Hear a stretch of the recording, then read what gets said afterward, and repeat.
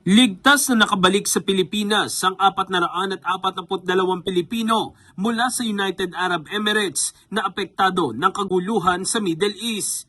Pasado alas 12 ng tanghali nitong Sabado nang lumapag sa NAIA Terminal 3 sa Pasay City ang chartered flight lulan ang mga Pilipino.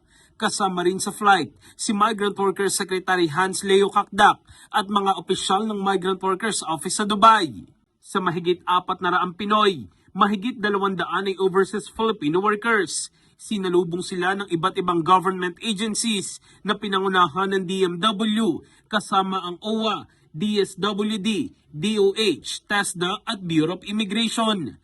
Agad naman binigyan ng tulong ang mga dumating na OFW.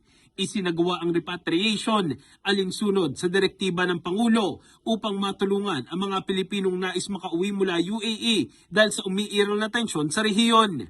Naging posible ang chartered flight sa tulong ng iba't ibang ahensya ng pamahalaan. Bahagi ito ng whole of government approach upang matiyak ang kaligtasan at kapakanan ng mga Pilipino sa ibang bansa. In the heart of changing lives, ako si Brigada Jigo Custodio ng 105.1 Brigada News of Manila, the Music and News Authority.